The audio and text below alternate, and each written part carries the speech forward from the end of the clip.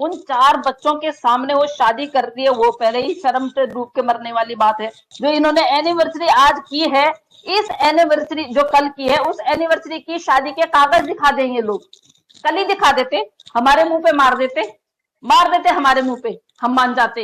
लो भैया एनिवर्सरी मना रहे हैं और कागज चाहिए तो ये है, सोशल मीडिया पे फेंक देते। उनके भाई ने सर पे हाथ नहीं रखा था, जहां सिंदूर लगा हुआ था ना, उस सिंदूर पे उन्होंने उंगली लगा रखी थी।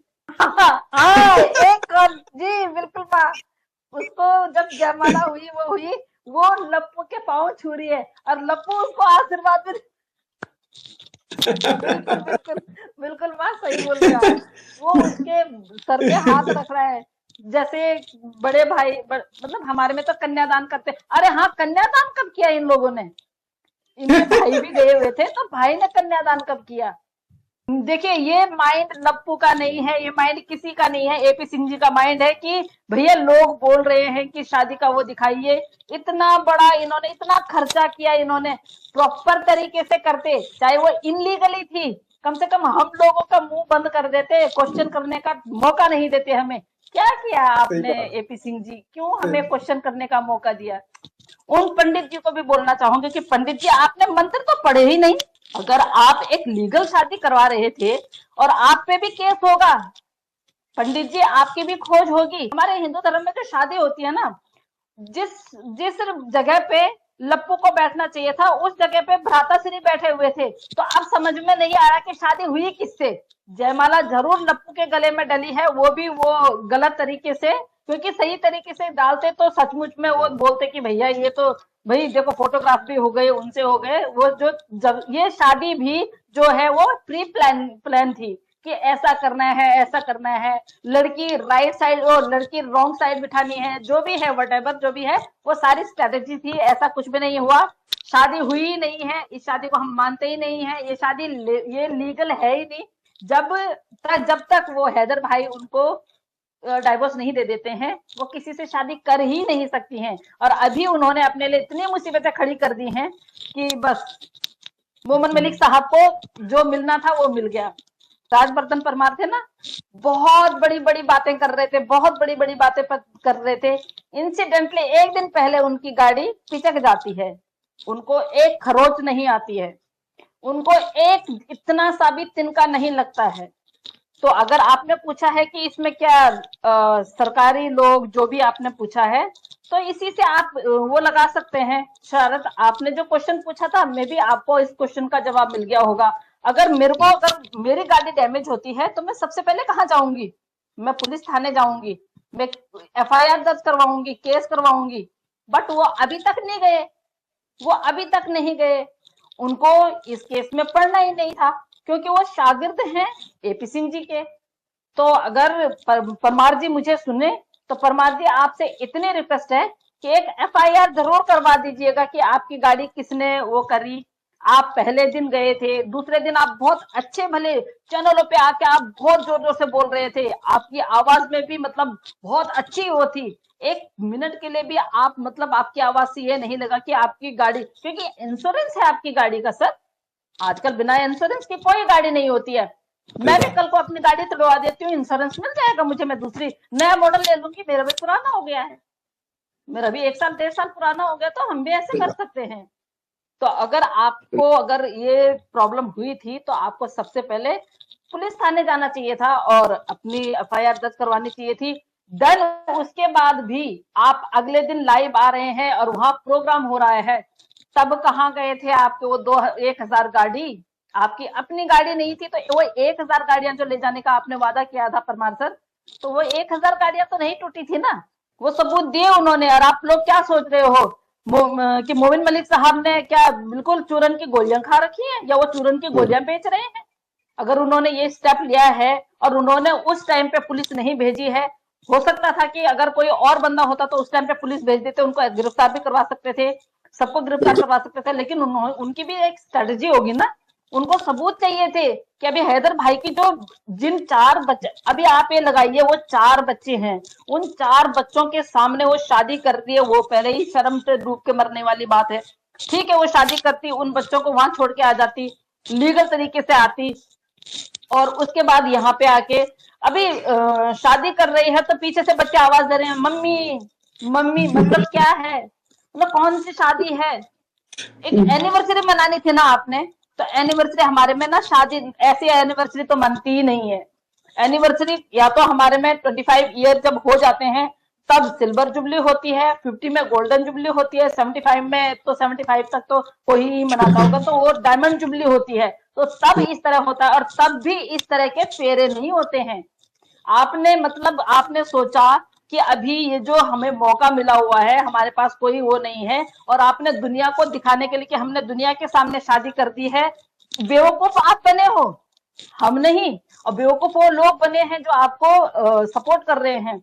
उन लोगों को शायद पता नहीं है कि ये तो हमें सबूत चाहिए थे, हमें चाहिए था कि ये करे इसको, हमें चाहिए था कि ये दिखावा करे, क्योंकि गुलाम हैदर भाई का केस इससे पक्का होता है। अभी उनके पास पूरे कागज हैं, इनके पास अभी आप कोई भी कागज दिखा दीजिए कि इनके पास डाइवोर्स का कागज है, इनके पास पहले इन्होंने जो बोला है, जो इन्होंने एनिवर्सरी आज की है, इस एनिवर्सरी जो कल की है, उस एनिवर्सरी की शादी के कागज दिखा देंगे लोग। कल ही दिखा देते, हमारे मुंह पे मार देते हमारे मुंह पे, हम मान जाते। लो भैया एनिवर्सरी मना रहे हैं और कागज चाहिए तो ये है, सोशल मीडिया पे फेंक देते। लेकिन आपके पास तो कुछ है ही नहीं। और आपको देख के, आपकी शक्ल सूरत को देख के लग पे रहा था कि आप लोग अंदर से कितने टूटे हुए हैं। जो लोग मिठाई की बात कर रहे थे ना, उन लोगों को भी लग रहा था यार ये शादी तो लॉजिकल है ही नहीं, पर चलो लेग पुलिंग हम कर लेते हैं। हमें लेग पुलिंग से बिल्कुल भी डर नहीं लगता है, बिल्कुल नहीं। अगर लेग पुलिंग से डर लगता तो आज शायद इतने कामयाब नहीं होते हम।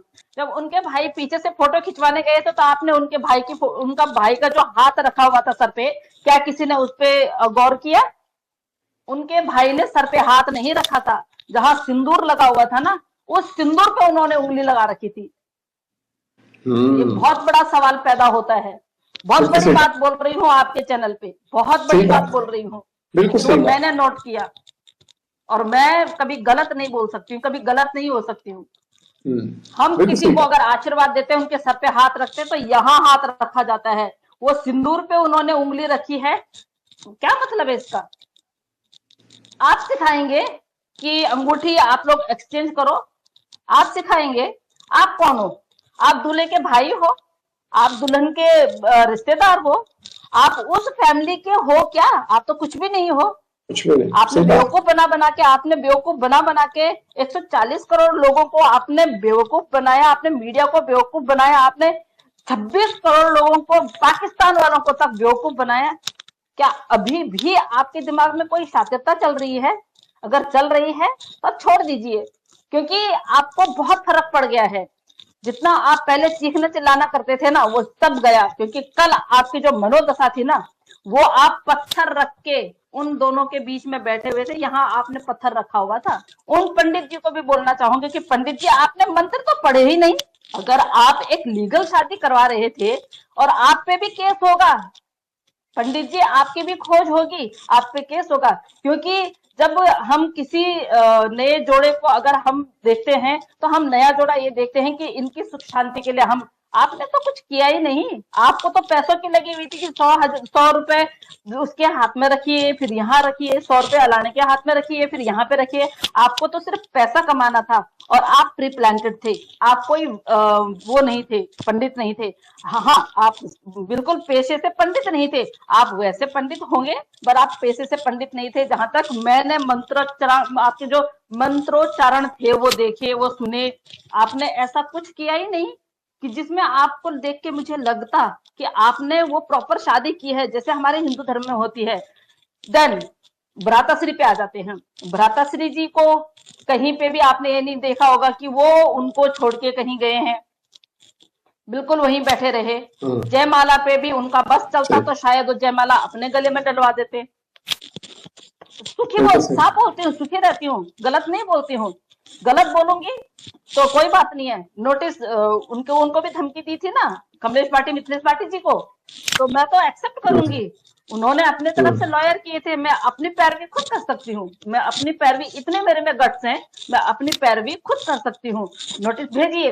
लेकिन आपके मन में चोर था, आपने उनकी शादी अपनी देख रेख में करनी थी कि भाई कोई मंत्र अच्छे ना पढ़े जाए, कोई सच में ऐसा मंत्र ना पढ़ा जाए कि इनकी शादी जब जो शादी अभी जिस शादी में वो पहले बंधी हुई है उससे अगर अगर वो अलग नहीं हुई है, और सभी लोगों को बताना चाहूंगी जो लोग मेरे घर मिठाई भेजने वाले थे ना, क्योंकि शुरू से मैं लगी हुई हूँ इस केस में, और बहुत सारे लोगों को खुशी हो रही थी। मेरे पास स्क्रीनशॉट आए हैं, वीडियोस आए हैं, जहाँ पे सो कॉल हमारे लोगों ने, जो हमारे खुद को जो खुद बोलते हैं सरिता हमारी छोटी बहन है लेकिन वो गद्दार है। सरिता हमारी छोटी बहन है, सोशल वर्कर है, बहुत बड़े लेवल की सोशल वर्कर है, लेकिन गद्दार है। तो उन गद्दारों को बोलना चाहती हूँ, मिठाई मैं भेजूंगी आप लोगों को। जिस दिन हमारे ये 4 बच्चे हमारे हैदर भाई के पास चले जाएंगे, हलीमा स्वागत है आपका, वालेकुम सलाम हलीमा, तो मैं मिठाई भेजूंगी आपको। मोमिन मलिक साहब ने जस्ट जैसे ही ये शादी देखी, मोमिन मलिक साहब ने क्या वीडियो भेजी, आप लोग समझिए, ये उनकी स्ट्रेटजी थी। उनकी स्ट्रेटजी थी कि ये सबूत हमारे पास आ जाएं कि एक तरफ अभी इनका तलाक नहीं हुआ है और दूसरी तरफ ये महिला शादी कर रही है, जो शादी हिंदू सनातन धर्म में मान्य नहीं है। अगर जो लोग हिंदू हैं तो समझिए प्लीज, इस तरह की वीडियो बना के ना डालें कि सीमा सचिन की शादी हो गई है खत्म, उनको आशीर्वाद, या जाइए आप उनको आशीर्वाद दीजिए, हमें कोई वो नहीं, फर्क नहीं पड़ता है। लेकिन हिंदू धर्म रीति रिवाज कहाँ पे वहां पे इस्तेमाल हुआ, और एक सिर्फ एनिवर्सरी थी, शादी नहीं थी। शादी प्रॉपर 3 या 4 दिन की होती है।